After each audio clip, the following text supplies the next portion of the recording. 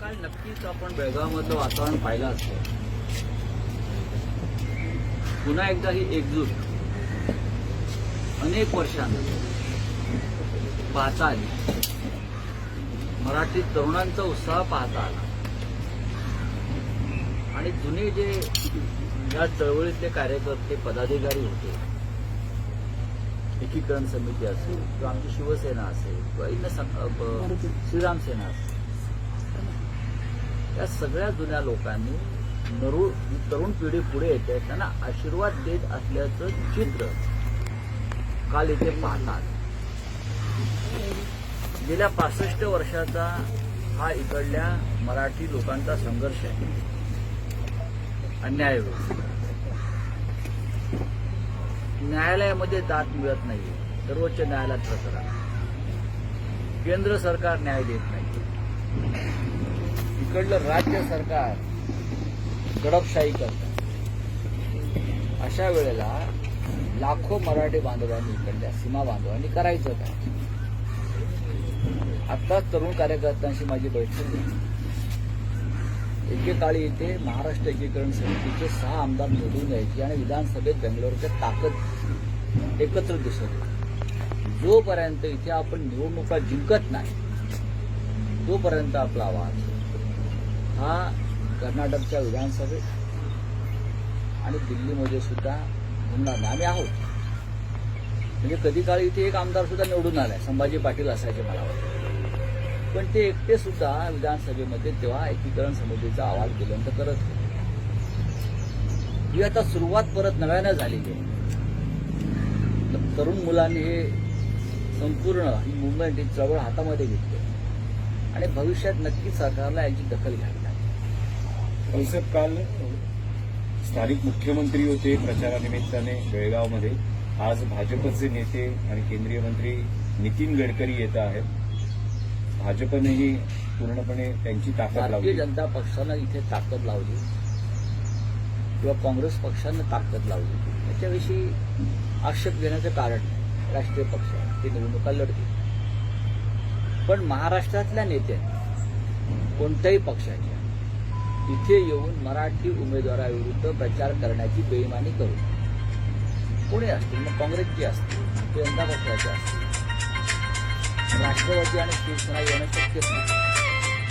इतकंच कशा महाराष्ट्रातील काँग्रेसचे पुढारी सुद्धा इथे प्रचाराला येऊन महाराष्ट्र एकीकरण समितीच्या विरोधामध्ये प्रचार करतील असं मला वाटत नाही.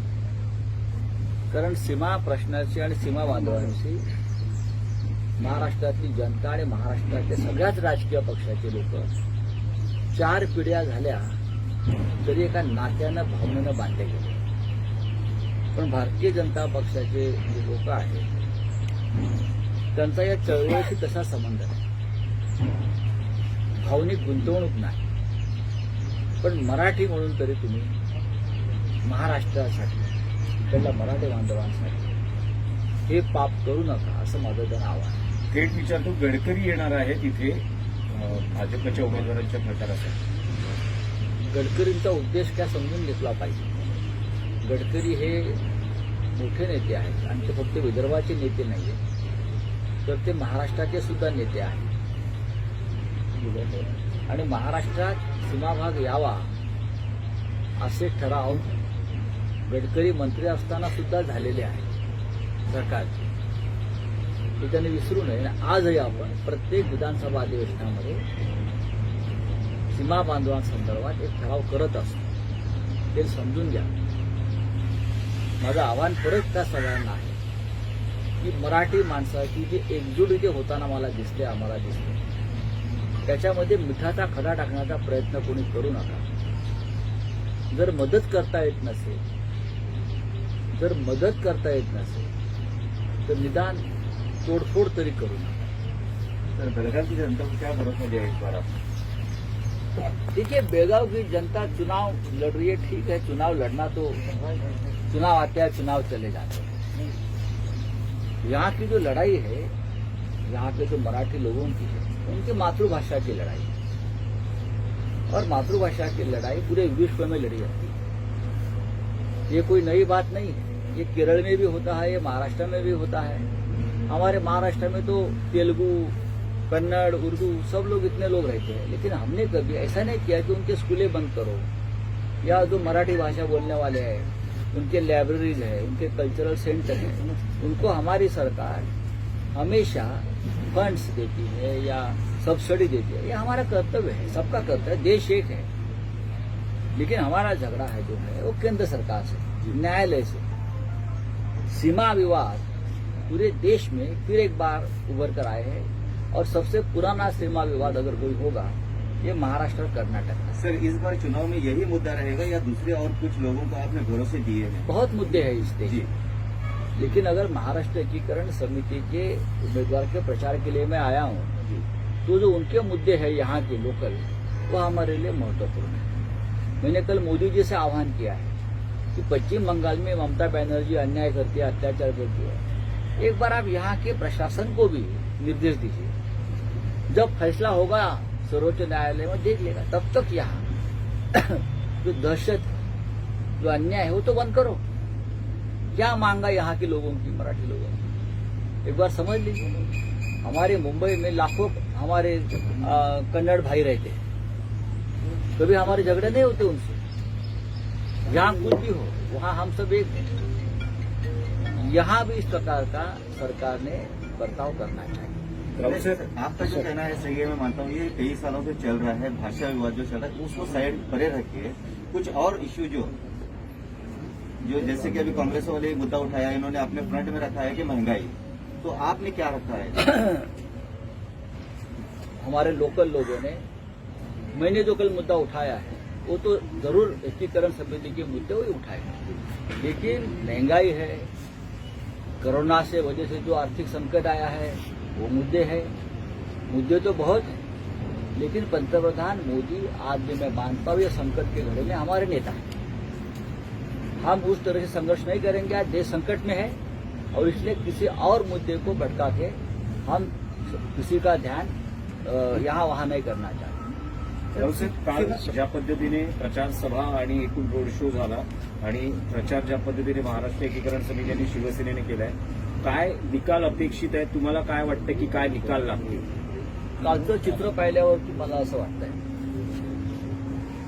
लढत तिरंगी, चौरंगी आहे, पंचरंगी आहे मला माहित नाही, पण ही थेट लढत ही भारतीय जनता पक्ष आणि महाराष्ट्र एकीकरण समितीमध्ये आणि खूप वर्ष अशी थेट लढत होते. जर महाराष्ट्र एकीकरण समितीला आणि शिवसेनेला मानणारा मतदार ताकदीनं उतरला, मजबूतीनं उतरला, तर नक्की दर्शन शेळके हे शिवसेना आणि एकीकरण समितीचे मिळून लोकसभेतले 19वे आमदार असतील आणि संसदेतले आमचे 22वे खासदार असतील. सर, आप एक तरफ कहते हैं कि कन्नड़ और मराठी की लड़ाई हमारी नहीं है, हमारी जो सीधी लड़ाई है सरकार से है, केंद्र सरकार से है। कल आपने कहा कि हम महाराष्ट्र से कर्नाटक को पानी नहीं देंगे, ऐसा नहीं काम है जी। आपने मेरा भाषण सुना, हमने कभी इस प्रकार के काम नहीं किए हैं, मैंने ये कहा है। हाँ, और हम नहीं करेंगे। मानवता और पानी की लड़ाई ये राजनीति में नहीं आनी चाहिए, जी। ये हमेशा हमारा कहना है। हमें कर सकते तो उस वक्त हमने किया है। हाँ सर, देश एक है, बताओ, देश एक है और एक रहेगा। साहेब, शुभम शेळके संदर्भात एक शब्दात तुम्हाला काय सांगायचं झालं तर काय सांगू शकता? शुभम शेळके संदर्भात एकच सांगेन की शुभम शेळकेच्या नावानं ही लढाई सुरू झाली आहे आणि लढाई विजयाकडे जाईल. सर, आप अपने जितने भी जो बॉर्डर में लीडर्स हैं लोकल, उनको कुछ कहना चाहेंगे? क्योंकि बार बार कर्नाटक के व्हीकल इधर से उधर जाते हैं, उधर से इधर आते हैं, तो बार बार पथराव होता है। नहीं होना चाहिए, लेकिन क्यों होता है? अब मेरे साथ शिवसेना के हमारे दो यहाँ के नेता बैठे हैं, जी सर। उनके गाड़ी पर किसने हमला किया? हमारे यहाँ एक पत्थर गिरता है तो वहाँ भी गिरता है, इसे रोकने के लिए आप कुछ कहना चाहिए? देखो, अगर ये पत्थर गिरने की बात ठीक नहीं है, ना यहाँ ना वहाँ। यहाँ हमारे कार्यकर्ता है महाराष्ट्र एकीकरण समिति के, उनके ऊपर झूठे मुकदमे आप डालते हो, हाँ, उनके ऊपर गलत केस डालकर, हाँ, उनका ऊपर उनको तड़ीपार करते हो। ये मेरे साथ शुभम शेळके बैठा है, उनका होटल क्यों बंद किया उसको? देखो, होटल तो मुंबई में बहुत चलते हैं फिर यहाँ के लोगों के, हम उनके साथ जाके 10 दिन खाना भी खाते हैं, हमारे साथ बैठते हैं, लेकिन ये ठीक नहीं है। सरकार को समझना चाहिए। मैं देश की बात कर रहा हूँ यहाँ बैठकर, आप भी देश की और राष्ट्रीय एकता की बात करो। यहाँ के लोगों के इश्यू है, आप यहाँ के राज्यकर्ता हो, आप यहाँ के प्रमुख हो, नेता हो, कोई भी किसी भी पार्टी का हो, आप उनके साथ बैठो, चर्चा करो। अहंकार से राजनीति नहीं चलती। सर आप एमईएस को समर्थन करने के लिए आए हैं, क्या आप शिवसेना इतना कमजोर पड़ गया आपके शिवसेना के कोई कैंडिडेट खड़े नहीं हो सकते? नहीं करेंगे। एमईएस जो है महाराष्ट्र ऐक्य समिति ही शिवसेना है, हमारा संगठन यह है, हम करेंगे। लेकिन इस सीमा बॉर्डर एरिया में बाला साहब ठाकरे जी की पॉलिसी रही है, एकीकरण समिति जो है महाराष्ट्र एकीकरण समिति, वो शिवसेना का ही काम करती है। हम मराठी है, वैसे हम हिंदू भी है। राहुल साहेब, एक मागणी झाली स्थानिक पदाधिकारी आणि कार्यकर्त्यांकडून, शिवसेनेचं एक संपर्क कार्यालय इकडे असावं, जेणेकरून इथे शिवसेनेचं संपर्क कार्यालय आहे। त्यांची मागणी अशी आहे की महाराष्ट्र सरकारनं या विभागासाठी एक संपर्क मंत्री नेमलेले आहेत, एकनाथ शिंदे। तर संपर्क मंत्र्यांचं एक शासकीय कार्यालय इकडे असावं अशी त्यांची मागणी आहे आणि मी नक्कीच सन्माननीय मंत्र्यांशी या विषयावर बोलणार। राहुल साहेब, महाराष्ट्रातला विषय आहे। महाराष्ट्रात काल रात्री 8 पासून कडक लॉकडाऊन सुरू झालेला आहे। नागरिक